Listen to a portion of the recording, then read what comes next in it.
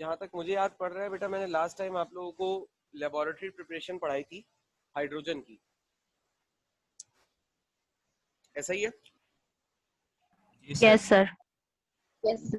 ठीक है, आज एक स्टेप और आगे चलते हैं और आज इंडस्ट्रियल प्रिपरेशन देखते हैं हाइड्रोजन की। देखो, जब किसी चीज़ का इस्तेमाल बहुत ज़्यादा होता है तो इंडस्ट्रियली उस चीज़ को प्रिपेयर करने की ज़रूरत होती है, क्योंकि लेबोरेटरी स्केल पर जो भी चीज़ बनाई जाती है वो बहुत कम मिकदार में बनाई जाती है। ठीक है, अब ज़्यादा अगर आपको ज़रूरत है तो ज़्यादा ज़रूरत को पूरा करने के लिए उस चीज़ की प्रोडक्शन का लार्ज स्केल पे होना बड़ा ज़रूरी है। तो बहुत सारी चीज़ें ऐसी हैं कि जिसको हम इंडस्ट्रियल स्केल पर प्रिपेयर करते हैं और देखते हैं। फिलहाल इंडस्ट्रियल प्रिपरेशन हाइड्रोजन की जो है, तो तफसीलात आपको, लफ्जी तफसीलात जो है वो आपको नोट्स में मिल जाएगी। नोट्स मैंने आप लोगों को कहा भी था कि आप लोग ज़रा ले लीजिएगा, लेकिन अभी तक शायद अवेलेबल नहीं हुए हैं या मुझे नहीं पता कि क्या मामला है, आप लोगों के पास नोट्स आए नहीं है। ज़रा इस मामले को भी थोड़ा सा तेज़ी से देख लें अगर हो जाए तो। कुछ स्टेप्स हैं। सर 2 महीने में नोट्स आ ही नहीं रहे। क्या कह रही हो बेटा?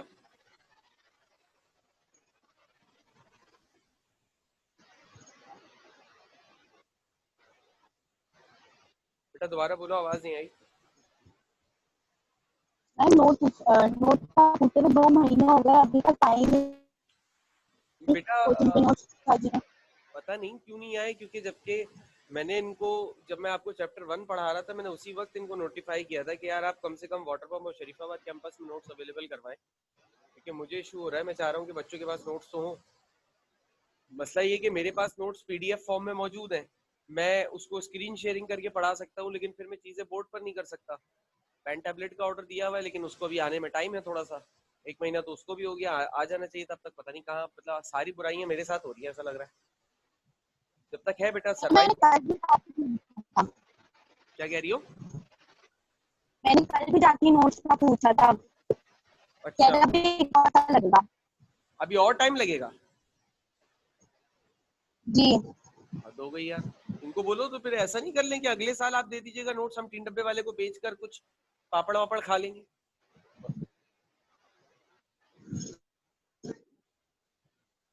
अच्छा भाई देखो, पहला तरीका क्या है हाइड्रोजन को प्रिपेयर करने का, कि इसको थर्मल डिकम्पोजिशन की जाती है किसी हाइड्रोकार्बन की। अच्छा, लफ्ज ये जो डिकम्पोजिशन है ना, इसका क्या मतलब है, कोई बता सकता है मुझे?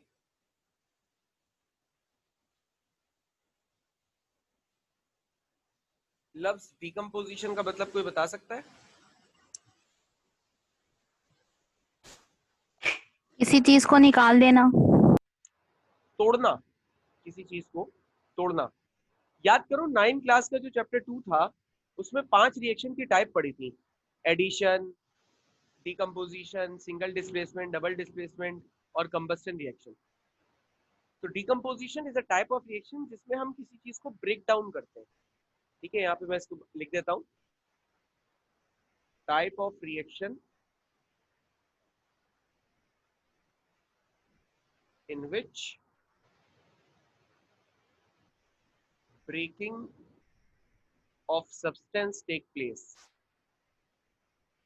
बातों को साथ साथ लेकर चलना जरूरी है। किसी चीज का टूट जाना किसी रिएक्शन में डिकम्पोजिशन कहलाता है। डिकम्पोजिशन रिएक्शन की बेटा एक पहचान ये भी होती है कि डिकम्पोजिशन, किसी भी रिएक्शन में 2 हिस्से होते हैं हमारे पास, एक रिएक्टेंट का हिस्सा होता है और एक प्रोडक्ट का हिस्सा होता है। तो डिकम्पोजिशन रिएक्शन में हमेशा रिएक्टेंट जो होगा वो एक होगा। जैसे कि कैल्शियम कार्बोनेट, मैं अगर इसको हीट करता हूं तो ये कैल्शियम कार्बोनेट टूट जाता है कैल्शियम ऑक्साइड और carbon dioxide.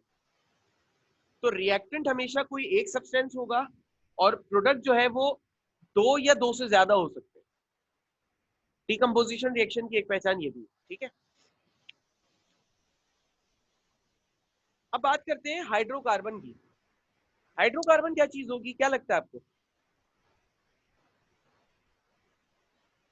What is hydrocarbon?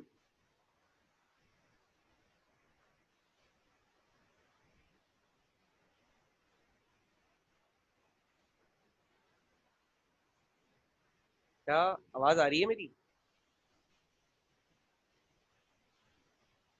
Ji sir. तो तुम लोग की आवाज मुझे क्यों नहीं आ रही है?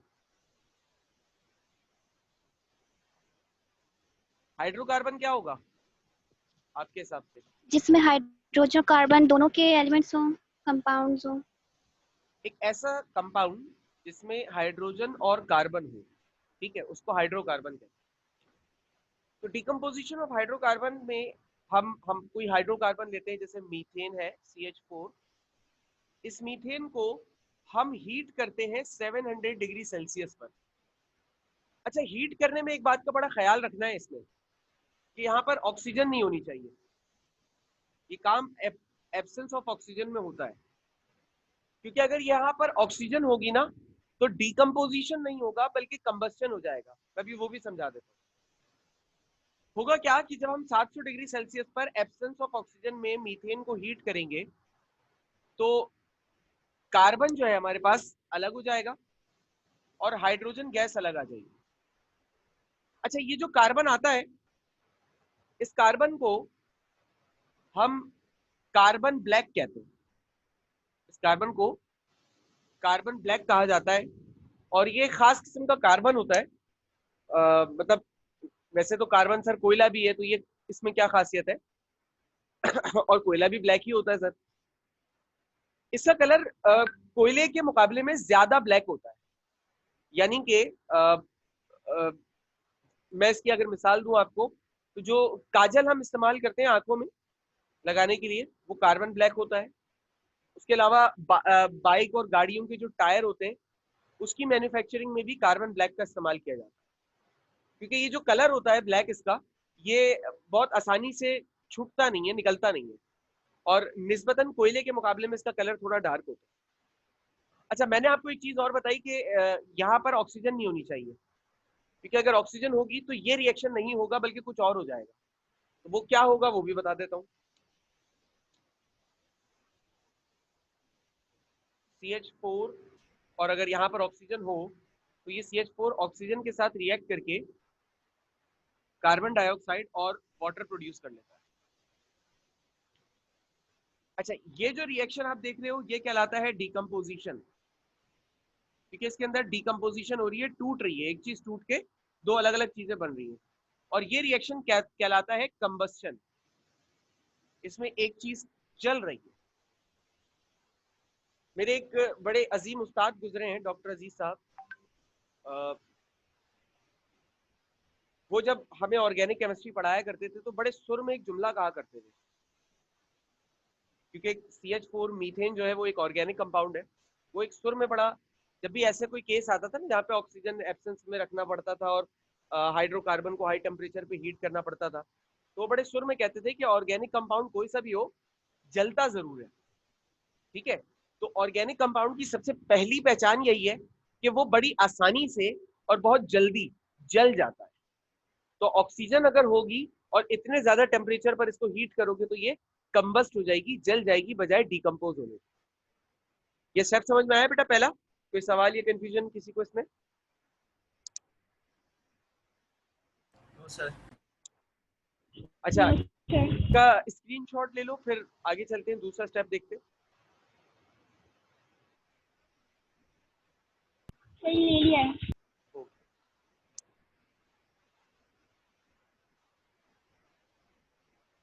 स्क्रीनशॉट को आप लोग ग्रुप पे शेयर कर दिया करें रेगुलर क्लास के बाद। कभी कभार मैं बोलता हूँ तो आ जाते हैं 2 दिन तक, फिर भूल जाते हो। जो भी स्क्रीनशॉट लिया करें वो ग्रुप पे शेयर कर दिया करें लाजमी। दूसरा स्टेप क्या है, दूसरा तरीका, स्टीम मीथेनॉल प्रोसेस। हाइड्रोजन को इंडस्ट्रियली प्रिपेयर करने का दूसरा तरीका है स्टीम मीथेनॉल प्रोसेस। मीथेनॉल क्या होता है? वैसे तो ये भी ऑर्गेनिक कंपाउंड ही है, और ऑर्गेनिक कंपाउंड हम इंशाल्लाह ऑर्गेनिक केमिस्ट्री में बड़ी डिटेल में पढ़ने वाले। फिलहाल एक सरसरी सी बात बता दूं कि ये जो मीथेनॉल है ये एल्कोहल फैमिली का मेंबर है। मीथेनॉल जो है वो एल्कोहल फैमिली का मेंबर है, और इसका फॉर्मूला होता है CH3OH। ये मीथेनॉल का फॉर्मूला है। हम करते क्या है, हम मीथेनॉल और स्टीम को यानी कि वाटर को हम तकरीबन 250 डिग्री सेल्सियस के ऊपर रखते हैं, हीट करते हैं। वाटर का बॉइलिंग पॉइंट होता है 100 डिग्री सेल्सियस, ये आसानी से स्टीम में कन्वर्ट हो जाता है। और मीथेनॉल का बॉइलिंग पॉइंट मेरे ख्याल से 65 या 66 डिग्री सेल्सियस होते दोनों लिक्विड्स हैं नेचुरली, लेकिन जब इसको हम 250 तक हीट करते हैं तो ये दोनों ही वेपर्स में कन्वर्ट हो जाते हैं। तो जब ये वेपर्स में कन्वर्ट होते हैं तो at 250 degree Celsius they both are very reactive, और ये जब रिएक्शन करते हैं तो रिएक्शन के नतीजे में कार्बन डाइऑक्साइड गैस और हाइड्रोजन गैस प्रोड्यूस हो जाती है। दो गैसेस फॉर्म होती हैं, एक कार्बन डाइऑक्साइड है और दूसरा हाइड्रोजन। ठीक है, अब मसला ये है कि सर इस स्टेप के जरिए जो आपने बताया, इसके जरिए हमने हाइड्रोजन तो प्रिपेयर कर लिया, लेकिन प्रॉब्लम ये है कि सर हाइड्रोजन के साथ कार्बन डाइऑक्साइड भी प्रोड्यूस हो गई है। अब हमें कार्बन डाइऑक्साइड की तो सर जरूरत थी नहीं, लेकिन बन तो यहाँ गई है, तो अब क्या करें सर? मतलब कुछ ऐसा सिनेरियो है कि मिसाल के तौर पे ये एक चेम्बर है, फ्रेम में है,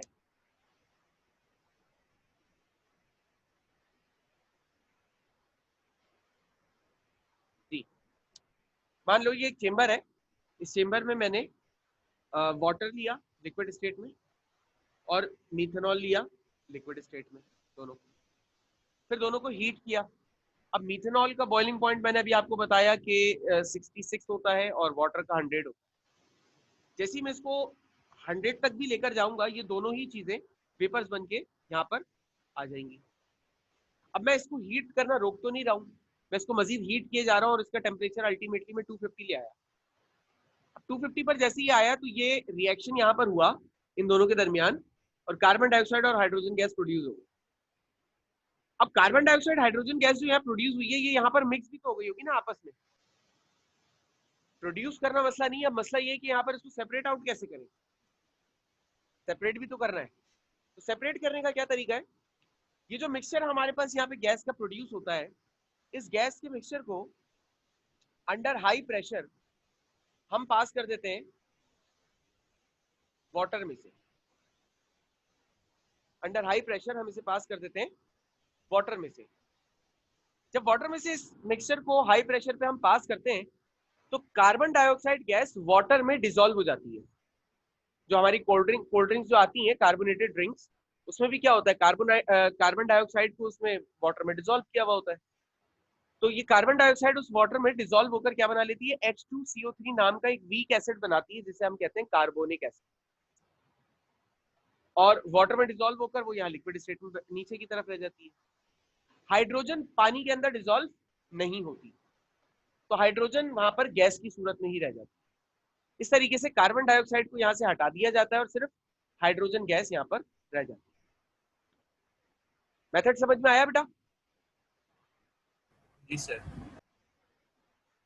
अच्छा, कोई सवाल इसमें या कंफ्यूजन?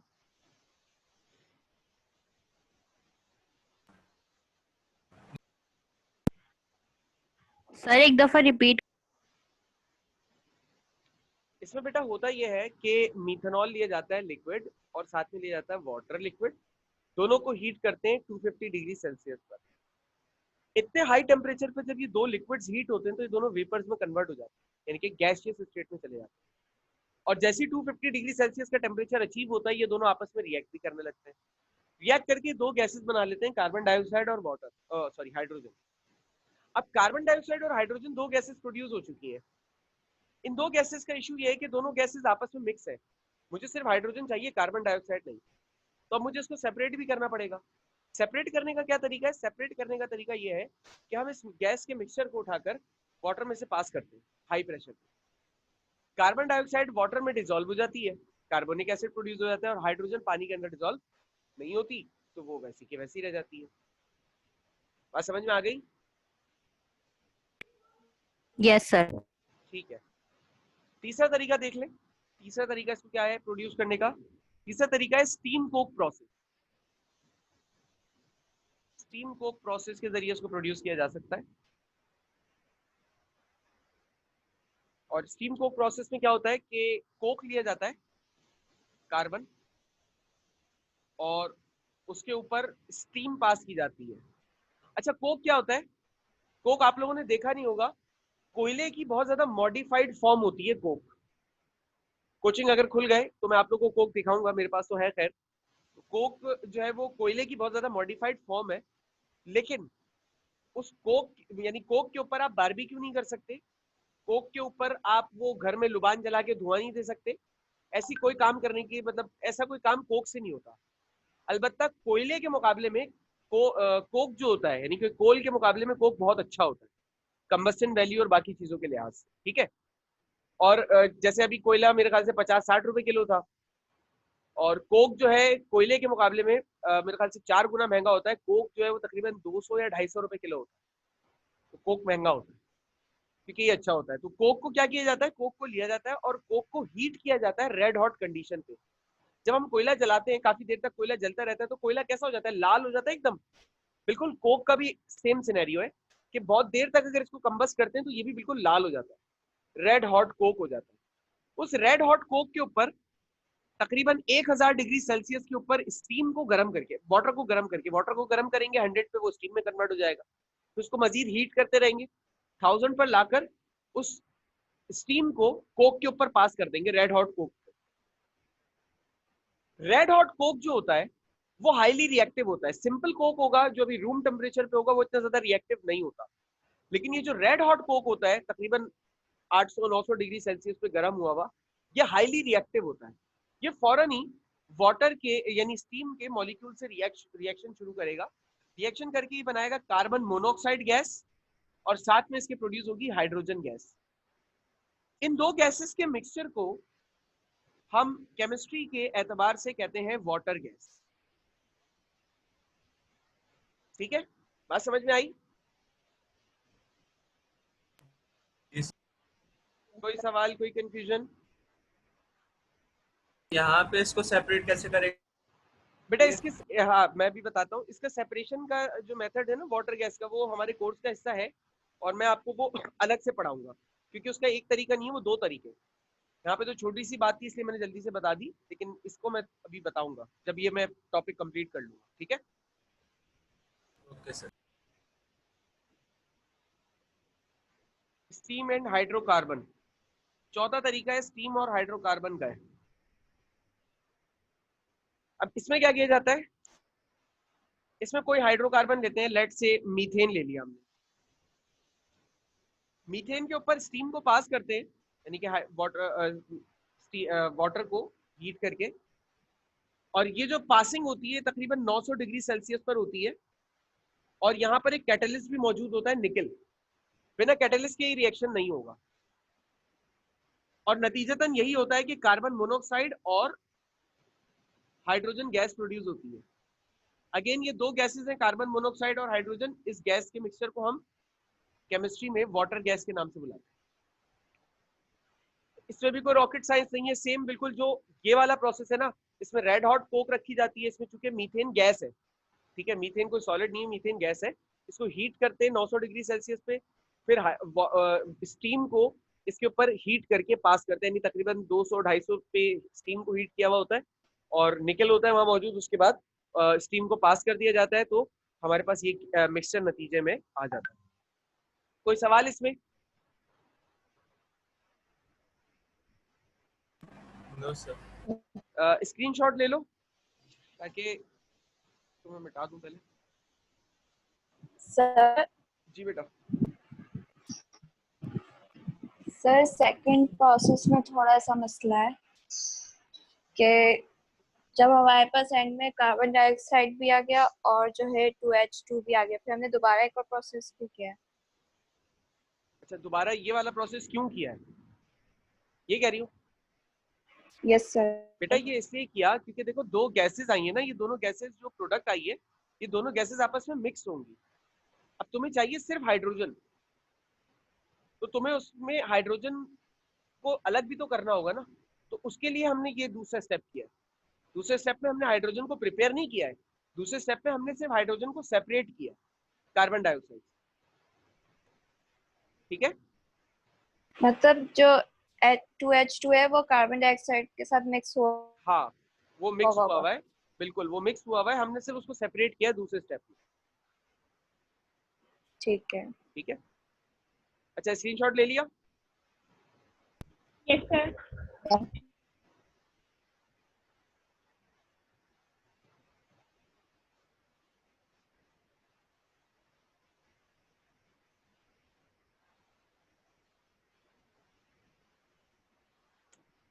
5वां तरीका बाय अमोनिया है।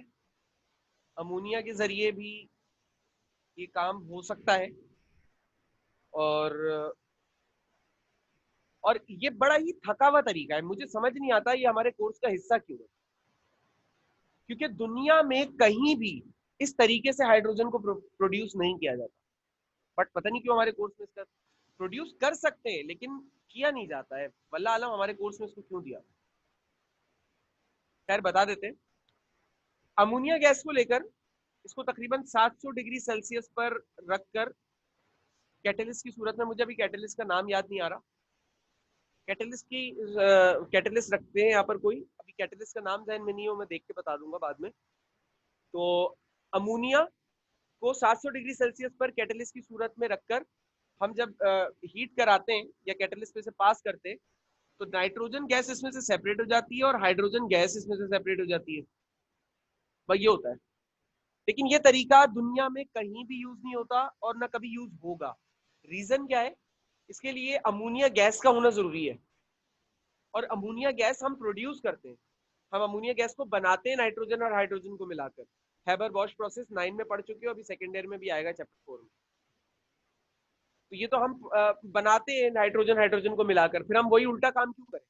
जब हमें हाइड्रोजन ही चाहिए तो हम अमोनिया बना ही क्यों रहे? सही है। तो इसलिए इस तरीके का इस्तेमाल दुनिया में वैसे कहीं नहीं होता, लेकिन फिर भी हमारे कोर्स का हिस्सा है तो हम पढ़ लेते हैं भाई। छठा और आखिरी तरीका और दुनिया में सबसे ज्यादा इस्तेमाल होने वाला तरीका, by electrolysis of water. Water की इलेक्ट्रोलिसिस करवा दो। पूरी दुनिया में ये तरीका इस्तेमाल होता है हाइड्रोजन को प्रोड्यूस करने के लिए, और पाकिस्तान में, अच्छा ये तो पूरी दुनिया में कहीं इस्तेमाल नहीं होता, इसको तो हटा दो। पूरी दुनिया में ये तरीका इस्तेमाल होता है हाइड्रोजन को बनाने के लिए, और पाकिस्तान में बाकी जो 4 तरीके आपने पढ़े हैं ना शुरू वाले, उन तरीकों का इस्तेमाल किया जाता है हाइड्रोजन को बनाने के लिए। पाकिस्तान और जिम्बाब्वे, इस तरह की एक आध कंट्रीज में उन 4 तरीकों का इस्तेमाल होता है, और बाकी पूरी दुनिया में इस तरीके का इस्तेमाल होता है। अब मेरा आपसे एक सवाल है कि पाकिस्तान में इस तरीके का इस्तेमाल क्यों नहीं होता? कोई मुझे इस बात का जवाब दे सकता है?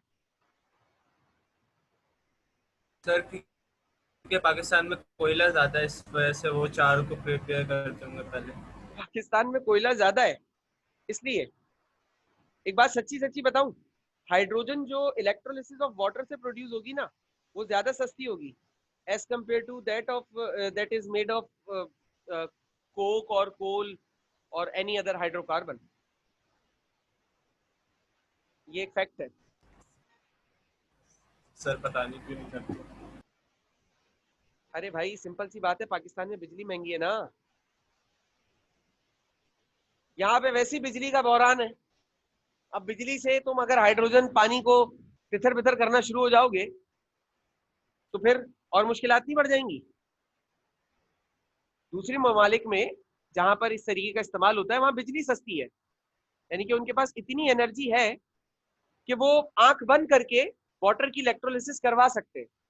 अच्छा, वाटर की इलेक्ट्रोलिसिस कराने के लिए कोई इम्प्योरिटी का होना जरूरी है वाटर के अंदर, कोई एसिड, कोई बेस, कोई सॉल्ट, ताकि ये कंडक्ट करे।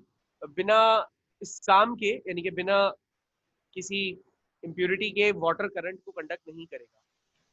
जब करंट पास होगा तो आपको पता है कि पानी के अंदर H पॉजिटिव होता है और OH नेगेटिव, 2 चीजें होती हैं। और इलेक्ट्रोलिसिस का जो प्रोसेस होता है उसमें क्या होता है, उसमें 2 इलेक्ट्रोड्स लगे हुए होते हैं। फर्स्ट ईयर चैप्टर 7 याद कर लो, ठीक है। एक होता है कैथोड एक होता है एनोड। तो पॉजिटिव वाला जो होता है वो कैथोड पर जाता है और नेगेटिव वाला जो होता है वो एनोड पर जाता है, और दोनों वहां जाकर न्यूट्रल हो जाते हैं। यानी कि हाइड्रोजन जो होगा, हाइड्रोजन पॉजिटिव, ये कैथोड पर आएगा और एक इलेक्ट्रॉन गेन करके हाइड्रोजन का एटम बन जाएगा। ये वो बुनियादी बात है जो फर्स्ट ईयर में चैप्टर 7 में पढ़ चुके हो, इसलिए मैं इसकी डिटेल में नहीं जा रहा हूँ। किसी को इसमें प्रॉब्लम तो नहीं है?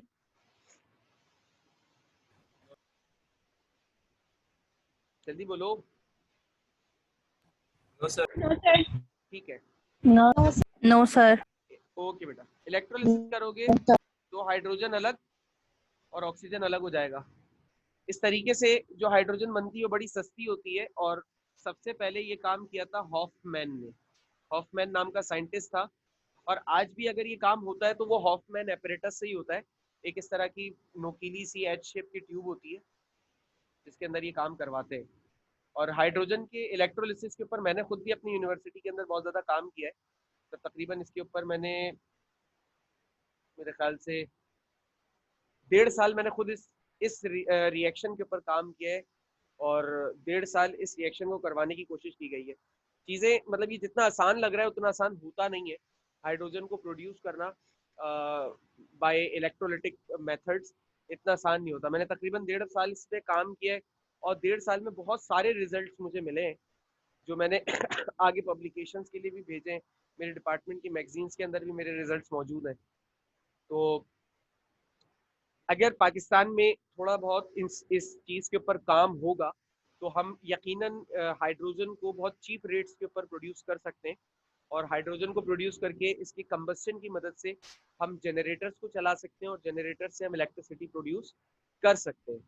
तो यानी कि जितना खर्चा इसकी इलेक्ट्रिसिटी मतलब इसको हाइड्रोजन को प्रोड्यूस करने पर आएगा, उससे 2 गुना से भी ज़्यादा हम इलेक्ट्रिसिटी प्रोड्यूस कर सकते हैं। मतलब इतने रिजल्ट्स तक तो मैं पहुंचा हूँ, लेकिन वही बात है कि फंडिंग और बहुत सारी चीज़ों की कमी की वजह से मैं बहुत आगे तक नहीं जा पाया।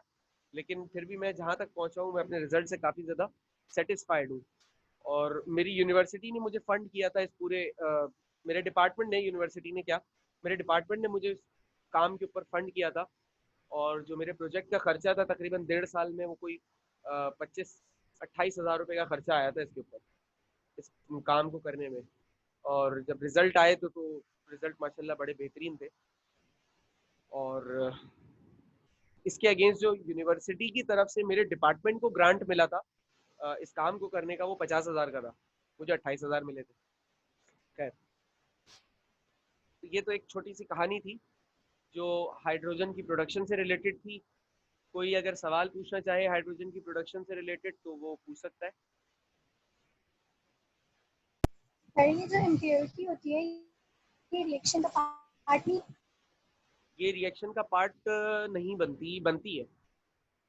ये रिएक्शन का पार्ट बनती है बेटा, बिल्कुल बनती है। देखो H2SO4 जब मैं पानी में ऐड करूंगा ना तो ये H पॉजिटिव और सल्फेट नेगेटिव आयंस में टूटेगा।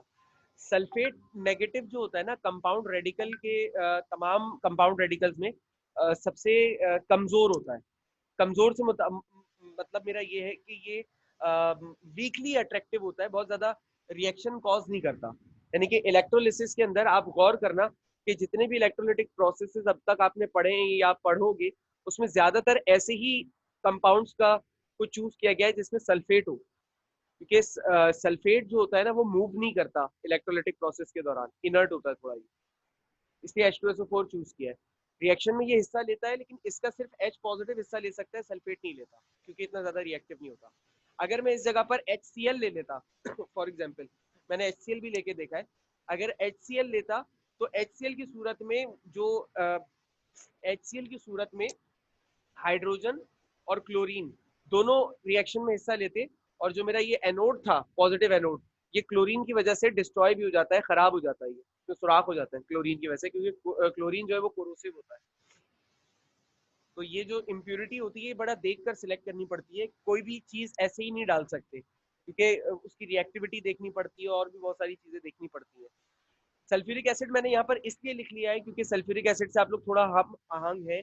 अलबत्ता इसके लिए यहाँ पर इलेक्ट्रोलिटिक सूरत में मैंने मुख्तलिफ किस्म के और मटीरियल्स का भी इस्तेमाल किया था।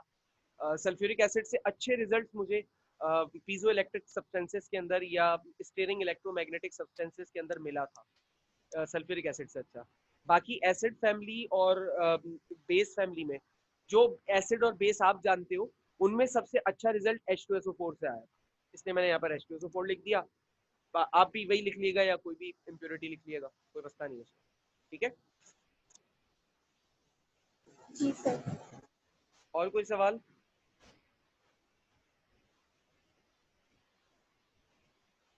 और कोई सवाल बेटा किसी को? No sir. ठीक है, तो आज के लिए इतना ही, बाकी बात इंशाल्लाह आपसे नेक्स्ट क्लास में होगी। जल्दी से इसका स्क्रीनशॉट ले लो। अल्लाह हाफिज। ले ली। ओके बेटा।